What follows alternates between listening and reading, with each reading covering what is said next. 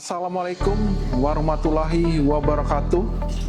Salam sejahtera bagi kita semua. Salam, Om Swastiastu, Namo Buddhaya, salam kebajikan. Perkenalkan, nama saya Jackson Sidabutar, dosen tetap program studi Rekayasa Keamanan Siber, jurusan Keamanan Siber pada Politeknik Siber dan Sandi Negara, yang merupakan salah satu perguruan tinggi kedinasan di bawah Badan Siber dan Sandi Negara. Saat ini saya dalam proses mengikuti sertifikasi dosen gelombang 1 yang diselenggarakan oleh Kementerian Pendidikan Tinggi, Sains dan Teknologi tahun 2025. Saya akan melakukan penyusunan dokumen pernyataan diri dosen dalam unjuk kerja Tridharma Perguruan Tinggi atau PDD UKTPT. Pada kesempatan ini, saya akan memaparkan salah satu mata kuliah yang saya ampu, yaitu Fundamental Jaringan Komputer dengan metode Delivery Interaction and Assessment untuk menjadi salah satu persyaratan sertifikasi dosen SMART. Saya mengajar mata kuliah Fundamental Jaringan Komputer pada semester genap tahun ajaran 2024-2025 dengan bobot 3 SKS yang terdiri dari 1 SKS teori dan 2 SKS praktik.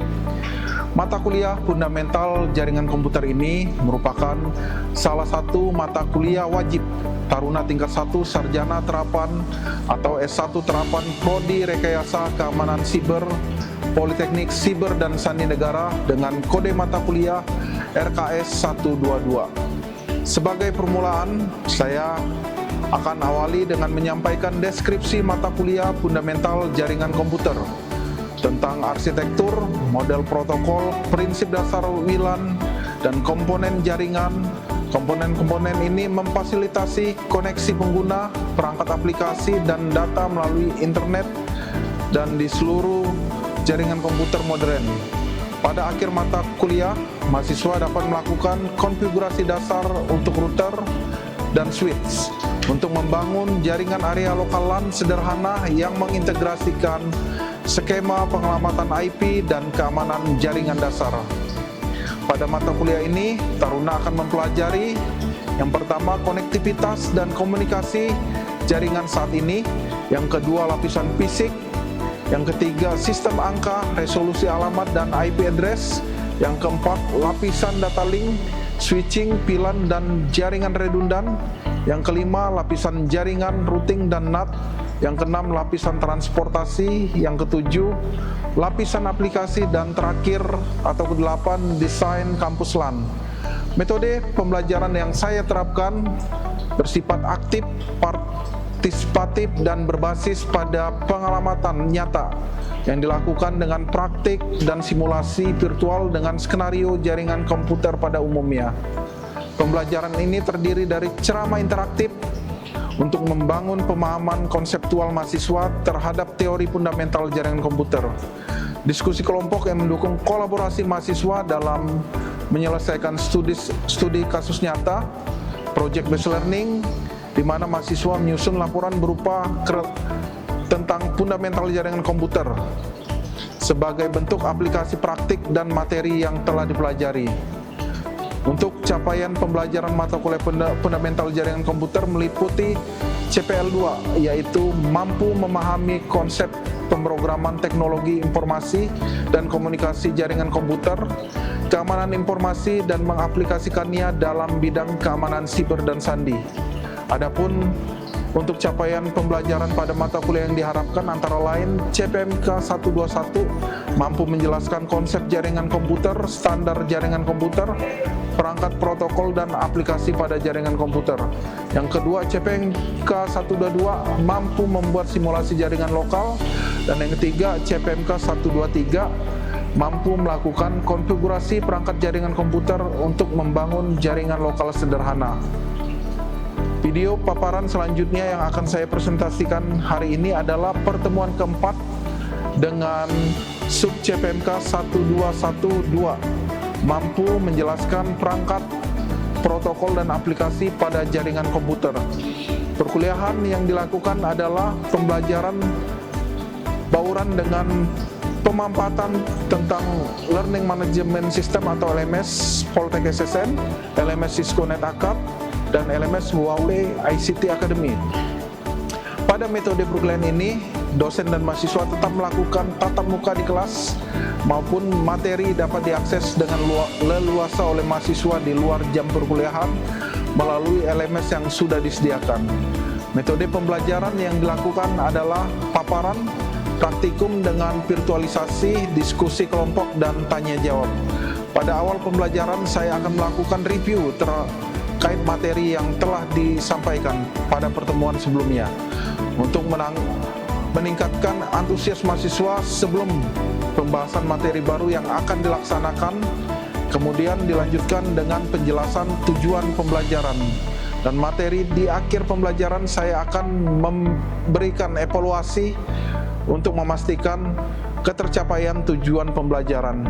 Adapun indikator pembelajaran pada kesempatan ini adalah ketepatan pengelamatan struktur alamat IP versi 4 dan IP versi 6, segmentasi jaringan, subnet IP versi 4 dan IP versi 6, dan PLSM. Baik, untuk tahapan berikutnya, mari kita simak video pembelajaran mata kuliah Fundamental Jaringan Komputer pertemuan keempat.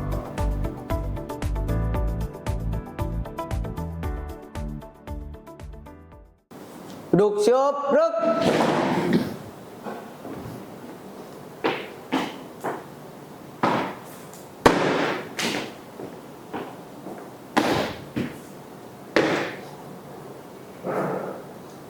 Lapor, kelas tingkat 1 Rekayasa Common Cyber A, jumlah 21 lengkap. Selanjutnya siap mengikuti perkuliahan. Lanjutkan. Mengawali perkuliahan, berdoa, mulai.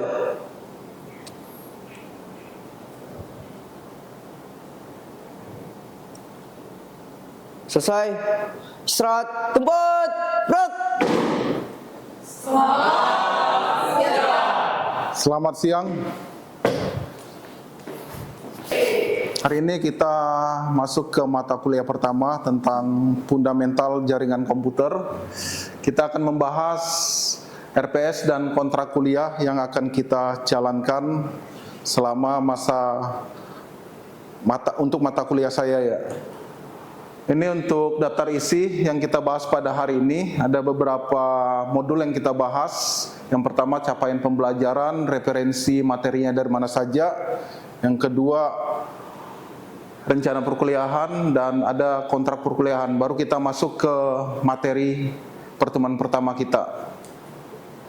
Ini untuk capaian pembelajaran ya. Jadi diharapkan mata kuliah ini Taruna akan memahami dasar-dasar cara kerja dan teknologi jaringan komputer dalam lingkup LAN dan WAN, serta dapat membangun LAN sederhana yang mengintegrasikan skema pengelamatan IP, keamanan jaringan dasar, dan melakukan konfigurasi dasar pada router dan switch. Ini beberapa materi referensi yang kita gunakan selama perkuliahan. Yang pertama saya menggunakan materi dari Cisco NetAcad. Pertemuan ada ITN, SRWE, dan ENSA. Yang kedua Huawei ICT Academy tentang komputer network. Yang ketiga Huawei ICT Academy, komunikasi data. Yang keempat Network Plus Guide to Network. Dan yang terakhir saya menggunakan referensi Kampus LAN dan Wireless LAN Design Guide. Untuk LMS saya menggunakan 2 LMS ya. Yang pertama dari Cisco NetAcad, nanti masing-masing taruna saya daftarkan ya ke LMS Cisco NetAcad. Dan yang kedua ada dari Huawei ICT Academy. Jadi taruna bisa belajar mandiri, membaca materinya, dan melakukan praktikum menggunakan LMS ini. Terus untuk perangkat lunak pendukung saya menggunakan 2. Ada Cisco Packet Tracer, bisa di-download dari Cisco NetAcad-nya secara langsung, dan Wireshark. Nanti bisa di-download juga Wireshark untuk mempelajari tentang jaringan ya, capture jaringan, Cisco Packet Tracer, konfigurasi switch dan routernya. Dan ini rencana perkuliahan kita ada 14 pertemuan, ditambah 1 UTS dan UAS. Nanti bisa dibaca rencana perkuliahannya seperti apa. Jadi ada totalnya ada 16 pertemuan. Di UTS, taruna diharapkan lulus ITN dan Jarkom ya, sedangkan di UAS, taruna nanti harus lulus SRWE dan komunikasi data.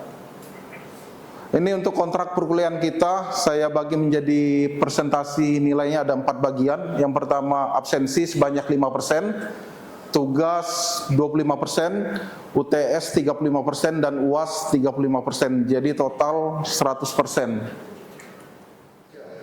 Oke, sekarang kita masuk ke pertemuan keempat. Kita akan membahas tentang pengelamatan IP versi 4 atau IP versi 4 address ya, IP versi 4 address. Sebelumnya di minggu lalu kita membahas tentang sistem angka ya, atau sistem numbering system. Oke, sebelum kita masuk ke pertemuan keempat, kita membahas review pertemuan sebelumnya tentang sistem angka. Saya ingin memberikan pertanyaan kepada taruna. Yang pertama, mengapa kita mempelajari sistem angka biner? Ada yang bisa menjawab? Siap. Oke, kamu? Siap, dengan taruna pertama taruna mau menjawab, Pak. Ya.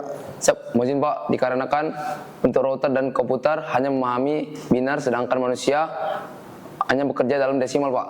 Sehingga penting bagi kita untuk mendapatkan pemahaman tentang kedua sistem angka tersebut, Pak. Dan bagaimana mereka bekerja digunakan dalam jaringan, Pak. Ya, benar ya.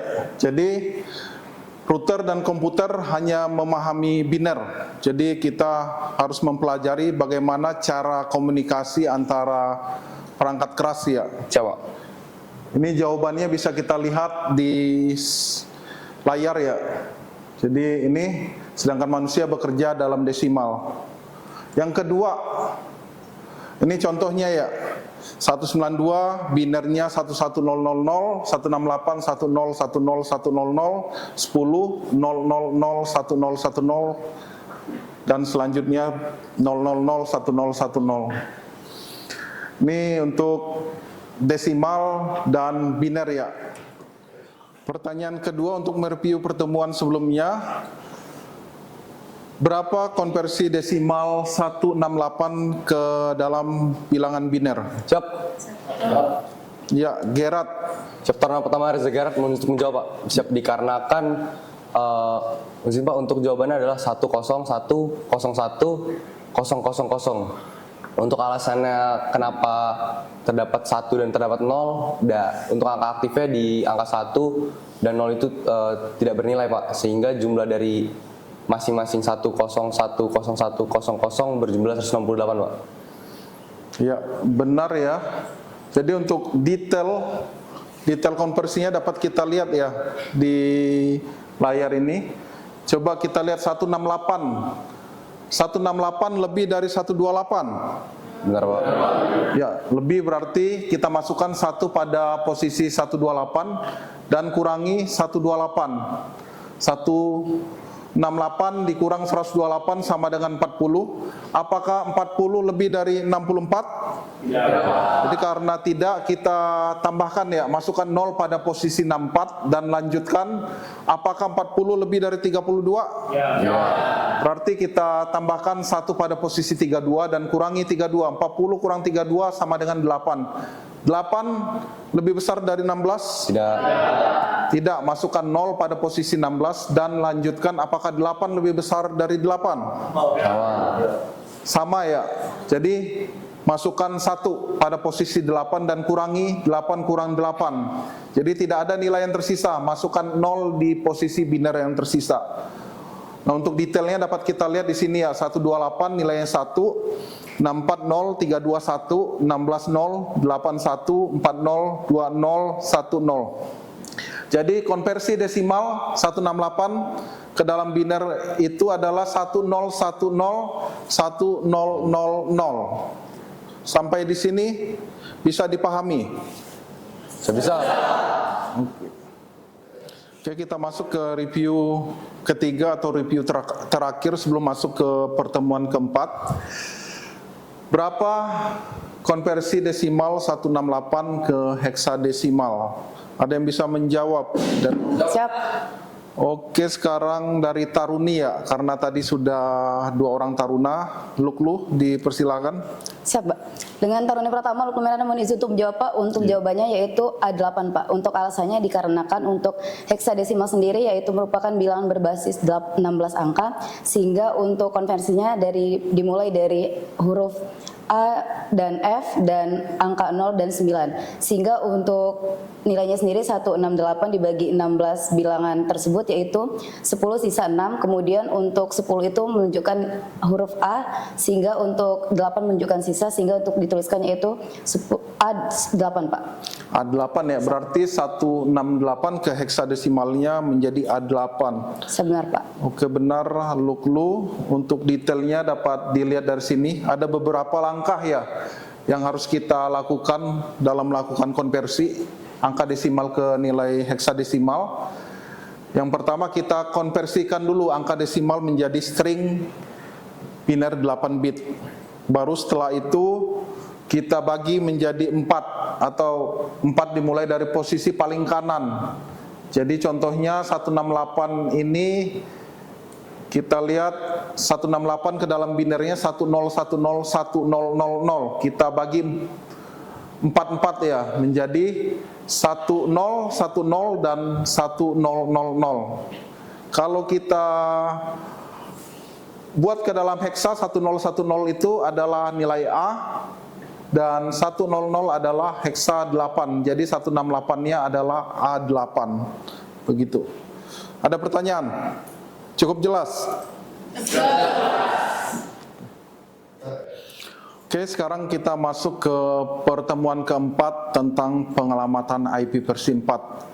Ini untuk tujuan modul ini kita menghitung skema subnetting IP-4 untuk segmentasi jaringan yang efisien itu seperti apa. Ada beberapa topik yang kita bahas pada pertemuan keempat ini. Yang pertama, struktur pengelamatan IP-4. Tujuan topik ini untuk menjelaskan struktur alamat IP-4 termasuk porsi jaringan, porsi host, dan porsi network. Yang kedua, IP-4 unicast, broadcast, dan multicast. Yang ketiga, jenis alamat IP-4. Yang keempat, segmentasi jaringan. Yang kelima, subnet jaringan IP-4.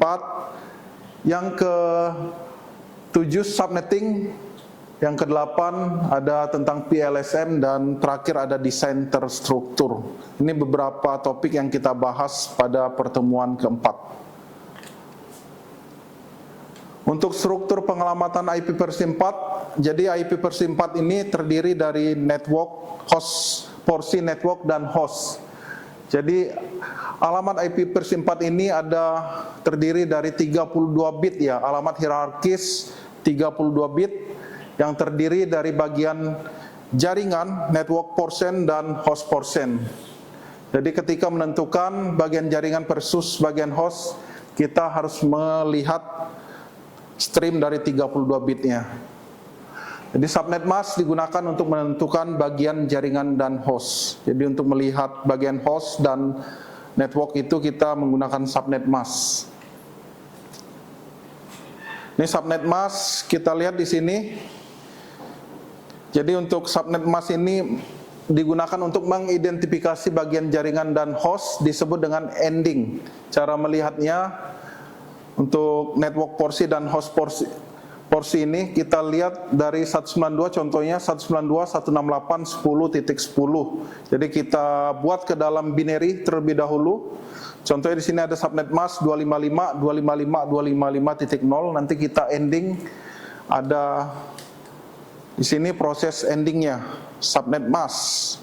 Jadi 1 ending 1 nilainya 1. Jadi semua nilai 1 ketemu 1 dia akan bernilai 1, 1 ketemu 0, 0 ketemu 1, 0 ketemu 0 nilainya 0. Jadi contohnya di sini untuk IP 192.168.10.10 subnet mask 255.255.255.0, network address-nya yaitu 192.168.10.0. Ini ada dua pertimbangan ketika merencanakan subnet. Yang pertama, kita menghitung jumlah alamat host yang diperlukan untuk setiap jaringan. Ini jumlah hostnya berapa. Jadi kita sesuaikan dengan kebutuhan.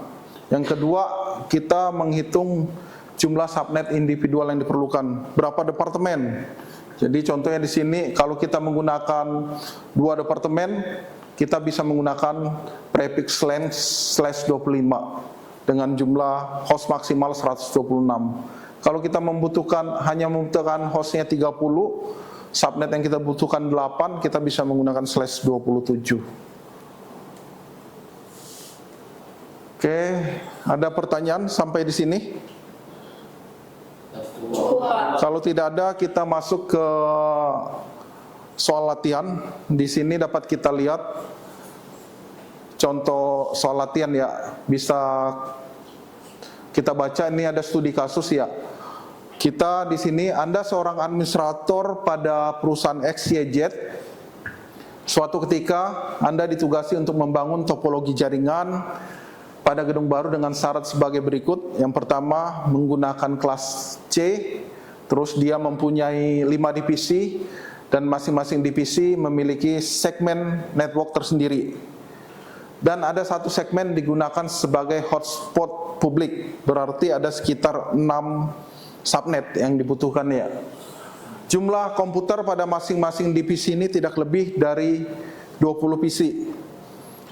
Yang pertama, pertanyaan pertama, kita disuruh pilih network kelas C, tentukan berapa jumlah subnet yang ideal, dan ketiga, buatlah tabel map pengalamatan IP yang digunakan sebagai panduan dalam melakukan subnetting IP address. Ini bisa dikerjakan atau kita bahas di sini. Jadi untuk membahas soal tersebut tadi, kita disuruh menentukan subnet ya, subnet kelas C. Contohnya di sini kita memilih subnet kelas C yang dipilih. Contoh di sini 192.168.1.0/24. Ini kelas C ya. Terus kita tentukan jumlah subnet yang ideal. Tadi ada 6 departemen ya, 6 subnet yang dibutuhkan ya, ada 5 divisi dan 1 untuk hotspot dengan batas maksimal host adalah 20 host tiap subnetnya. Maka subnet yang ideal itu adalah /27 dikarenakan menyediakan 30 host ya. Jadi 27 itu menyediakan 30 host, jadi cukup ya. Yang dibutuhkan sebelumnya maksimal 20 host, jadi ada 10 host cadangan ya. Terus dalam subnetting, jumlah host per subnet dihitung dengan rumus 2/32 dikurang subnet mask dikurang 2. Host per subnet 2/5 dikurang 2 sama dengan 30 host. Jadi memenuhi untuk syarat maksimal 20 host.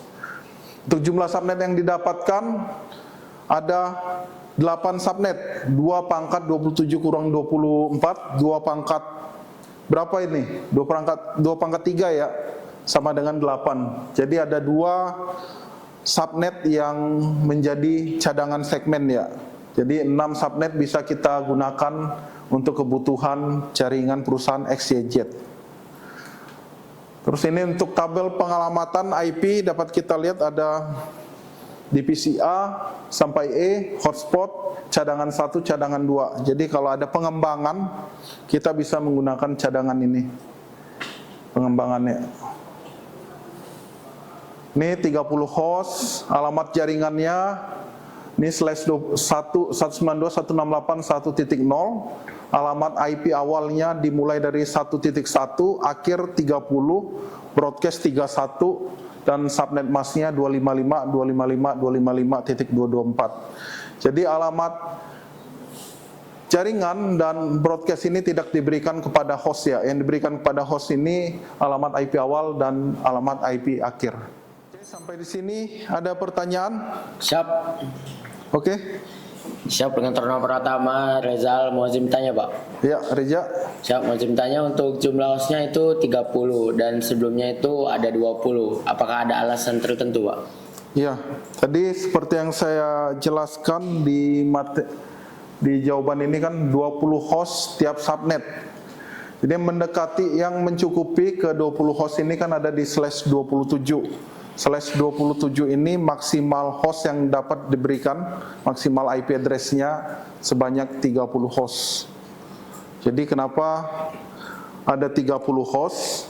Tadi yang karena di /27 ini dia maksimal IP address yang dapat diberikan itu 30 host. Jadi ada 10 cadangan IP address. Siapa tahu nanti ada pengembangan di perusahaan tersebut atau ada pegawai baru, kita masih memiliki IP cadangan. Itu. Siap, terima kasih Pak. Oke, jadi untuk menjawab praktikum kita kali ini, kita harus membaca ya soal-soal yang di sini, terus kita buatkan ke dalam tabel pengalamatan IP-nya. Di sini dapat kita lihat pada soal kita membuat multiple subnet dari network address 192.168.0.0/24. Kalau kita lihat di sini dia di LAN jaringan LAN A dia minimum 50 host, LAN B minimum 40 host. Jadi yang mendekati ini /26. /26 berapa IP address yang dapat diberikan? 62 ya. Oke, sampai di sini ada pertanyaan? Kalau nggak ada pertanyaan dikerjakan. Saya lihat sudah sampai mana pelaksanaan praktikumnya. Sudah 100%.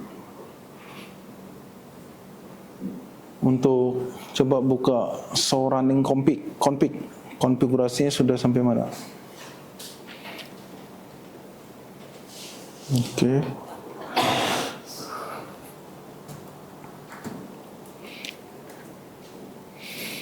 Ya, tabelnya sudah diisi. Nanti diikutin. Jadi kita harus bikin perencanaan ya, mapping tabelnya. Jadi ketika melakukan konfigurasinya lebih memudahkan kita ya sebagai network administrator ya.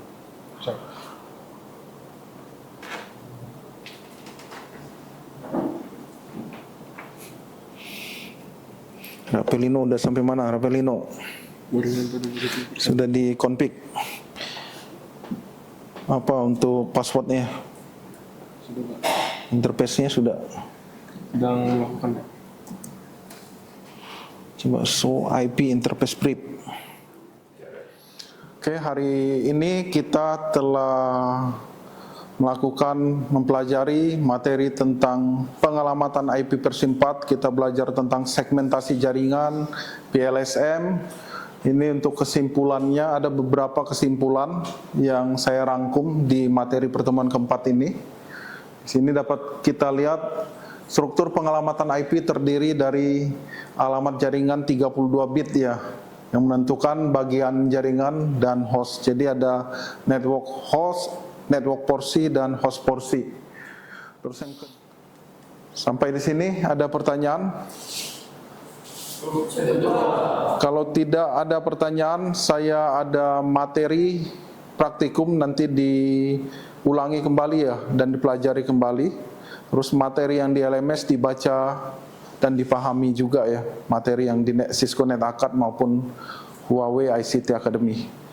Oke, kalau tidak ada pertanyaan, saya tutup sampai di sini. Selamat siang dan terima kasih. Duk siap, gerak.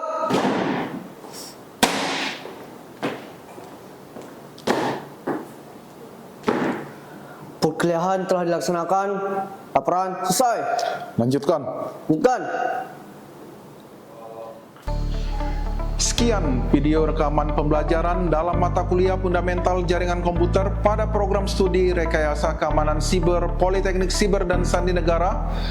Video ini digunakan sebagai salah satu syarat penyusunan dokumen pernyataan diri dosen dalam unjuk kerja Tridharma Perguruan Tinggi atau PDD UKTPT. Semoga dapat menjadi pertimbangan baik dalam proses pengajuan sertifikasi dosen gelombang pertama tahun 2025. Terima kasih. Wassalamualaikum warahmatullahi wabarakatuh. Salam perisai.